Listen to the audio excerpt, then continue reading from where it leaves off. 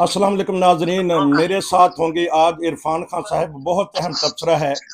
दो चार मौजू ऐसे हैं जिसके ऊपर हम बात करेंगे। सबसे पहले बात करेंगे, हमने 2-3 दिन पहले खबरों में देखा कि जो इंडिया के वजीर आजम है उन्होंने जो राम मंदिर है उसका इफ्तिताह किया है और बहुत पब्लिक उसमें बुलाई है। बहुत सुपरस्टार जो उनके फिल्म इंडस्ट्री के हैं वो भी उसमें शामिल हुए हैं।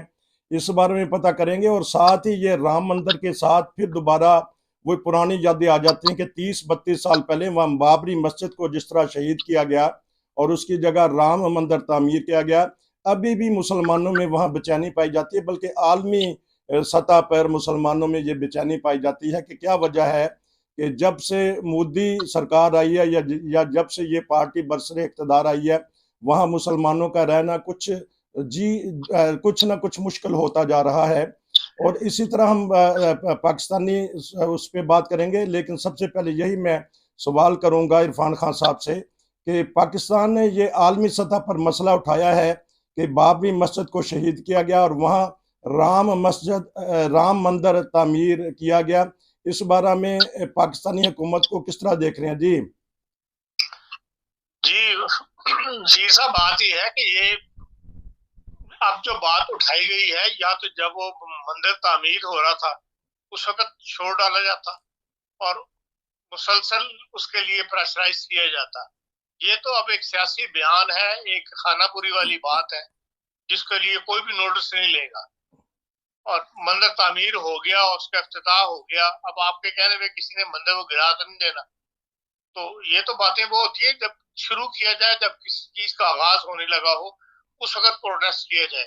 उस वक्त अगर तमाम मुसलमान इकट्ठे हो जाते तो, और मुसलमान के इसका तो सिवाय पाकिस्तान के किसी और ने नोटिस भी नहीं लिया। खुद इंडिया के अंदर जो करोड़ों मुसलमान रह रहे हैं उन्होंने भी इस पर कोई ऐसा रिएक्शन नहीं दिखाया। शुरू में जब बाबरी मस्जिद का मसला बना था उस वक्त तो यकीनन लोगों ने बाद एहतजाज किए थे, लोग जख्मी भी हुए थे और कई दिन तक वो एहतजाज चलते रहे थे। लेकिन बाद में जब बात सुप्रीम कोर्ट में चली गई, वहां से फैसला आ गया, तो उसके बाद जाहिर है कि फिर हुकूमत के पास एक हथियार आ जाता है। जब कोर्ट एक फैसला कर दे तो उसके नतीजे में फिर वो बनना शुरू हो गया मंदिर, और मुसलमान भी फिर खामोश होकर बैठ गए। अब जो शोर डाला जाएगा वो बेईमानी है, जिसको सिवाय इसका कि अपना एक एहतजाज रिकॉर्ड बंदा करवा दे, इससे ज्यादा उसकी अहमियत है कोई नहीं है जी। क्योंकि शोहरत जो कि मोदी को इसी वाक़े से हुई है। उन्होंने उस वक्त वो गुजरात में थे और वहाँ बहुत ज़्यादा खून रेजी भी हुई, हत्ता कि अमेरिका ने उनको वीज़ा भी नहीं दिया। तो उस वक्त तो ये हालात थे। आज क्या वजह है कि वो बड़ी इश्तिहारबाजी करके तो इकट्ठे लोगों को करके इफ्तिताह कर रहे हैं? जिस तरह मैंने कहा कि बड़े बड़े जो सुपरस्टार हैं, सियासतदान हैं, उनको बुलाया जाता है, कि वजह क्या है कि उनको क्यों इकट्ठा किया जा रहा है? एक तो मैं आपकी इस बात से इत्तेफाक नहीं करता कि मोदी को शोहरत किस वजह से मिली। मोदी को शोहरत मिली है काम करने की वजह से। अच्छा। मोदी को शोहरत मिली है उसकी ईमानदारी की वजह से। अच्छा। आज भी वो उसी अपना जो लिविंग स्टैंडर्ड है उसका, उसके खानदान का, सारों का वही है जो वजीर आजम बनने से पहले था। जी। मोदी ने अपना नाम कमाया है गुजरात के वजीर आजम होने की हैसियत में। अच्छा। उसने गुजरात को बदल के रख दिया, वहां से वो उठा है और वही पॉलिसी लेके वो हिंदुस्तान में अपने जब वजीर आजम बना है तो उसने वही पॉलिसी लेके चला है। और देख रहे हैं हिंदुस्तान कहाँ से कहाँ पहुंच गया है, उसके रिजर्व आज कहाँ है, दुनिया में उसका नाम है और उसने अपने आप को मनवाया है। जी। इसलिए उसकी शोहरत की वजह को बाबरी मस्जिद या ये मंदिर नहीं है, उसकी पॉलिसीज हैं, उसका जाती किरदार है। जो हमें कितना ही बुरा लगता हो हमारे खिलाफ कि भाई मुसलमानों के वो खिलाफ है, वो एक अलग बात है, लेकिन अपनी ही कौम के लिए वो उसने जो कुछ किया है उसकी शोहरत की वजह ये है। और जहां तक इस बात का ताल्लुक है कि भाई अब आप दूसरा सवाल जो आपने किया था कि भाई उसने बुलाया क्यों है लोगों को, तो जाहिर है उनका अपना एक फंक्शन है जिसमें वो जिन मर्जी लोगों को बुलाए। और जितने स्टार्स को ज्यादा बुलाएंगे उतने स्टार को उस फंक्शन को अहमियत ज्यादा दी जाएगी सोसाइटी के अंदर।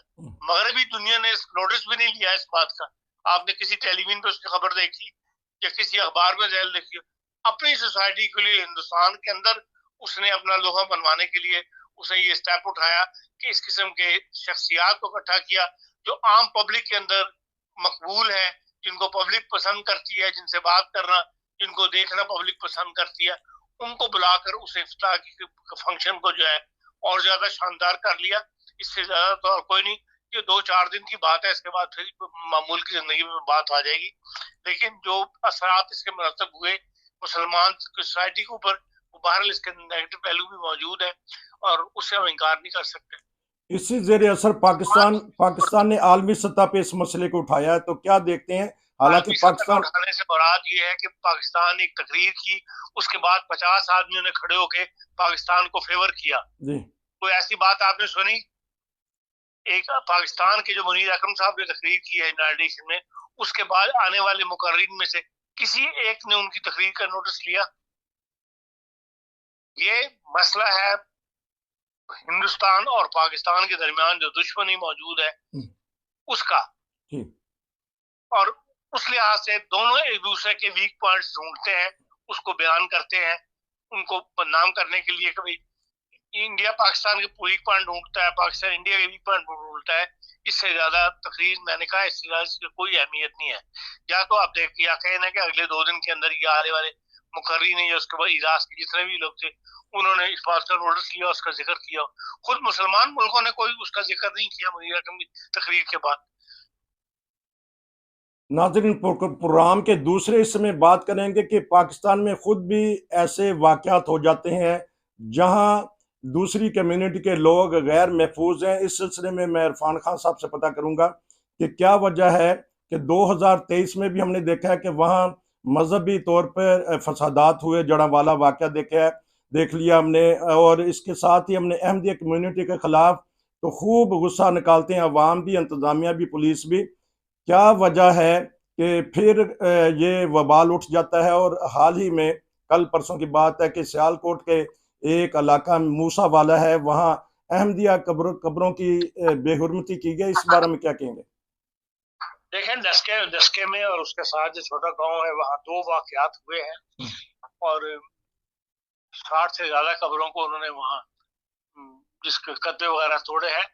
जो डिटेल अब तक आई है ऑफिशियली अहमदिया कम्युनिटी की तरफ से, उसके ऊपर हम बात कर सकते हैं। जो आम लोगों ने इस मामले में सोशल मीडिया पर खबरें चलाई हैं, उस पर तो मैं कोई इस वक्त कमेंट नहीं कर सकता। लेकिन ये है कि जो डिस्के का असिस्टेंट कमिश्नर है, नजर ही आता है कि उसको कोई जाती पुरखाश है एमडीओ के साथ या किसी एक एमडी के साथ, या हो सकता है किसी फैमिली के साथ हो, और उसने ये करवाया है।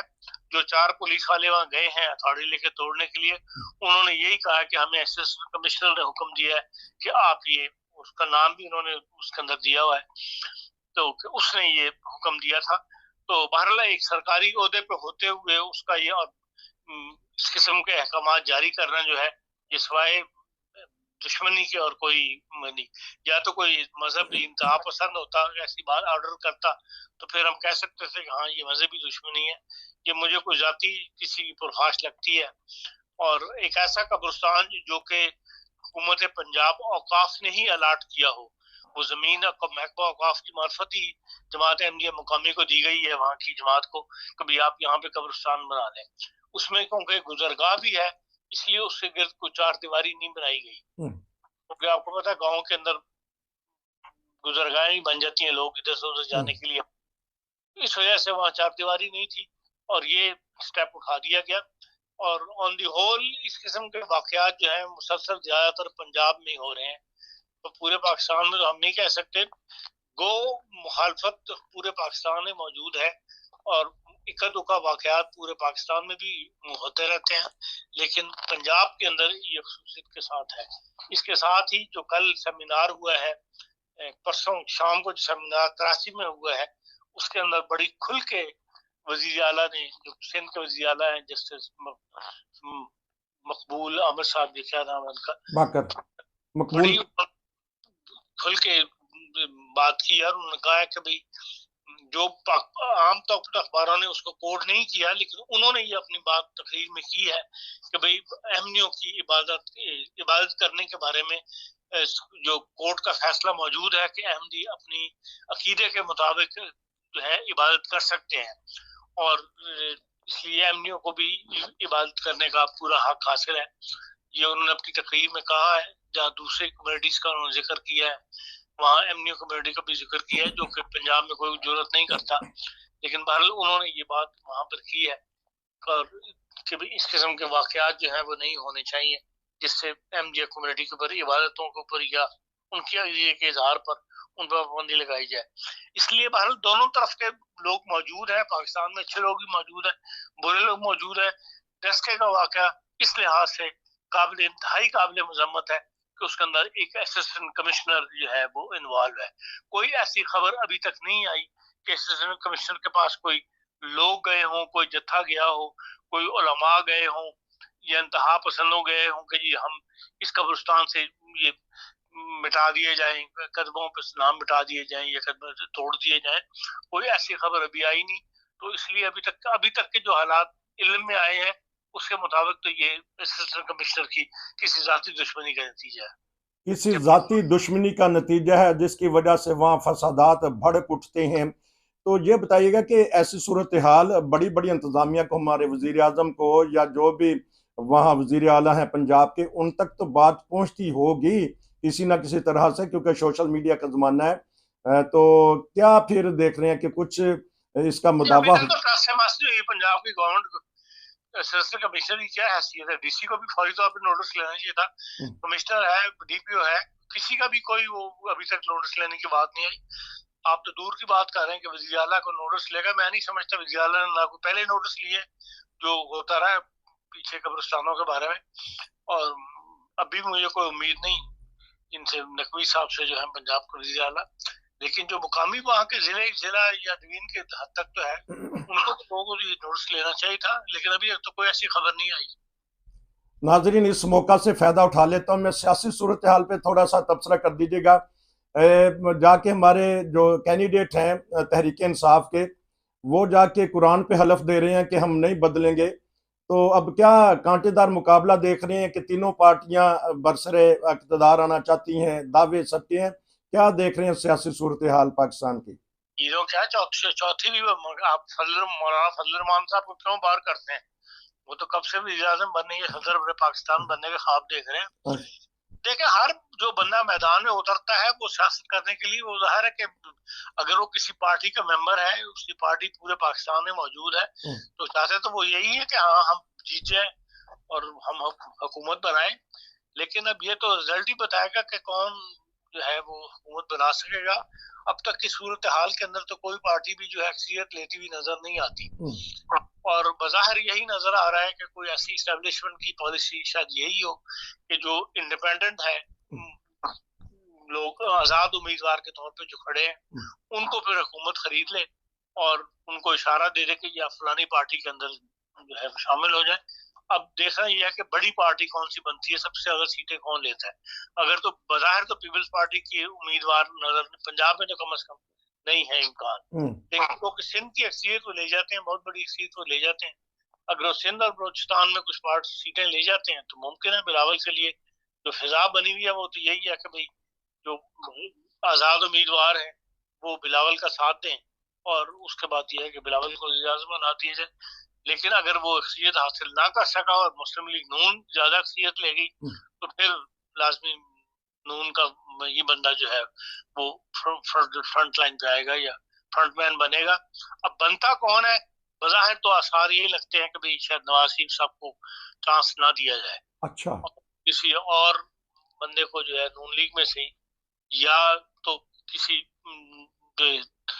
इस्तेकाम पार्टी जो है जहांगीर तरीन वाली या अलीम खान साहब वाली, उनमें से कोई ऐसा फिगर तलाश कर लिया जाए और नून लीग से कहा जाए कि आप इनका साथ दें। तो अब ये रिजल्ट की निकलने पे है कि भाई क्या इंतखाबात में कौन सी पार्टी कितनी सीटें लेती है। तो जो पार्टी सीटें ज्यादा लेगी, भारत वज़ीर आज़म बनना तो उसी का हक है, लेकिन अगले बनने देते हैं या उसके लिए कुछ चाल चलते हैं, ये हालात भी बता रहे पाकिस्तान के। तो रिकॉर्ड तोड़ आज़ाद उम्मीदवार हैं। अगर हम तहरीक इंसाफ के भी जो कैंडिडेट हैं उनको भी आज़ाद ही समझ लें फिलहाल, तो क्या देखते हैं, ये बिखर जाएगी पार्टी? देखिए, और हर आदमी जो आजाद के तौर पर इलेक्शन लड़ रहा है, हम्म, चाहे वो किसी भी पार्टी का हो, हम्म, जब इंतखाबात इलेक्शन कमीशन में एज आजाद उम्मीदवार नाराज हुआ है, तो वो आजाद उम्मीदवार ही सब्र किया जाएगा। अच्छा, तो किधर फिर ये जाएंगे बेचारे? बेचारे से मतलब है कि तहरीक इंसाफ वाले गो के जोश और जज्बा है अवाम में भी, तो क्या देखते हैं उनका? यार, ये जोश और जज्बा आवाम में ही होता है, सियासतदानों में नहीं है। ठीक ये है। सियासतदान हर वक्त बिकने के लिए तैयार है। अच्छा। हर सियासतदान जो करोड़ों रुपया लगाता है अपने इंतखाबात पे, वो कैश करवाने के लिए तैयार बैठा होता है। हम्म, उन्हें इससे कोई ना इसलिए कि नजरियाती पार्टी कोई है ही नहीं। या तो तहरीक इंसाफ के साथ आप कहने सिर्फ नजरियाती लोग गए हों, पता लग गया आपको, एक मुश्किल वक्त आ गया तो पता लग गया कितने जो है किस लिए सियासत के तहरीक इंसाफ में शामिल हुए थे। अक्सरियत तो भाग गई उनकी, उनके साथ ही तो चंद लोग हैं जो जाती एक ताल्लुक रखते हैं, ये जाती जिसे कहना चाहिए कि वो उनसे रखते हैं लीडरशिप के साथ तहरीक इंसाफ की, इसलिए वो तहरीक इंसाफ में है। नजरियाती तौर पे तो वो भी कोई तहरीक इंसाफ के लोग नहीं है। तो इसलिए पाकिस्तान में फैसला पंजाब ने करना होता है, और पंजाब के अंदर किसी पार्टी के अंदर कोई नजरियाती सियासतदान मौजूद नहीं है, ना कारकुन। पीपल्स पार्टी में एक जमाने में यकीनन कारकुन थे नजरियाती, जो, लेकिन वो भी अब सब बूढ़े हो चुके हैं, जिन्हें कहना चाहिए प्रैक्टिकल लाइफ की उम्र पूरी कर चुके हैं। और जो उनकी खबरें आज शाया अखबारात में शाया हो रही हैं, सब में पता लग रहा है कि भाई कहीं भी उनमें जोर शोर नहीं है। और बस आज जिसे कहना चाहिए कोशिश करके लोगों को इकट्ठा करने की कोशिश कर रहे हैं, लेकिन इंतखाबी मुहिम के अंदर वो हलचल नहीं है, इसलिए कि वो सारे लोग जो हैं बूढ़े हो चुके हैं, और नए लोग जो हैं उनको पीपल्स पार्टी से वो कोई नजरियाती उन्स नहीं है। आप नजरियाती उनसे कह रही हैं, और खतरा भी आपको कि आज़ाद उम्मीदवार इधर उधर चले जाएंगे? सलमान अकरम राजा जो तहरीक इंसाफ के, उनको क्या जरूरत पड़ी है कि कुरान पाक में हलफ घर घर जाके दे रहे हैं, और सब्ज गलाफ में माशाल्लाह कुरान पाक आता है और उसके ऊपर कसम उठाती हैं, तो ये नौबत कहाँ क्यों आ गई है? इसका मतलब है किरदार के कमजोर है। अगर बंदा खुद किरदार का कमजोर हो, तो जो बात मेरे मुंह से निकल जाए लोग उसको यकीन कर लें, ऐसी कैफियत नहीं है, तभी उनको ये करना पड़ रहा है ना। अपने लोगों को यकीन दिलाना पड़ा कि हाँ मैं तहरीक इंसाफ में रहूंगा, मैं कुरान पे हरफ लेता हूँ। ये सब उसी माशरे में, उसी सोसाइटी में होता है जहाँ नजरियात ना हो, लोग शख्सियात को पूजने वाले हों, शख्सियात के पीछे भागने वाले हों, तो वहां इस किस्म की सिचुएशन जो है पैदा होती है, और यही पाकिस्तान में है। तो एक दिन के लिए वो छोड़ देंगे इंतखाब से पहले, या आपका क्या तज्जिया कहता है कि नहीं, इमरान खान को अब काफी अरसा वहां रहना पड़ेगा किसी ना किसी बहाने? नहीं, अगर इंतखाबात से पहले छोड़ दिया तो फिर उनको सारा प्लान फेल हो जाएगा। अच्छा। इसलिए मैं नहीं समझता कि इंतखाबात से पहले इमरान को, इंतखाबात के दिन जो है वो इमरान साहब अंदर ही होंगे, अच्छा, जो बज़ाहिर पॉलिसी नजर आती है हुकूमत की। हुकूमत की पॉलिसी आपको ये नजर आ रही है। आपका बहुत शुक्रिया कि आपने मुझे भरपूर एक तबसरा दिया। इंशाल्लाह फिर आपसे बात होगी। आपका बहुत शुक्रिया। नाज़रीन, ये थे हमारे इरफान खान साहब, तबसरा कर रहे थे पाकिस्तानी सियासी सूरत हाल पे और आलमी जो कुछ बातें हुई हैं उसके ऊपर, और इंडिया के ऊपर इन्होंने बात की है कि वहाँ जो राम मंदिर का इफ्तिताह किया गया है उसके ऊपर बात की है, और पाकिस्तान जो है वो गया है आलमी सतह पे, उसने आवाज़ उठाई है। लेकिन साथ ही ये भी उन्होंने बता दिया कि पाकिस्तान में खुद भी अकलीतें गैर महफूज हैं, और हालिया में जो वाक़या पेश आया है वो डस्का के असिस्टेंट कमिश्नर की वजह से आया है। ये उन्होंने बात बताई है कि ये जो प्रेस रिलीज है उन्होंने बताई है कि वहाँ कोई ज़ाती दुश्मनी की वजह से कब्रिस्तान की जो कब्रें हैं उनको मस्मार किया गया है। पुलिस खुद आई है, उन्होंने हथौड़े और छेनी से आके कब्रों के ऊपर जो लिखा गया है कुरानी आयात की और कलमे की बेहुरमती की है। क्या वजह है कि पाकिस्तान में हम ज़ाती चपकलिश की वजह से, ज़ाती दुश्मन की वजह से खुदा ताला के नाम और उसके रसूल के नाम को मिटा रहे हैं? क्या ये तौहीन रसालत में नहीं आएगा? अब करने वालों को भी चाहिए और कराने वालों को भी चाहिए कि सोच लें कि ये मुकदमा कहाँ लेके जाना चाहते हैं। अगर खुदा ताला की अदालत में जवाब देना पड़ा तो करवाने वालों को और करने वालों को इसका जवाब लेके जाना चाहिए। ये था आज का खुसूसी प्रोग्राम। हमारे साथ जुड़े रहिए, फिर मिलेंगे। नसीर को इजाज़त दीजिए। अस्सलामु अलैकुम।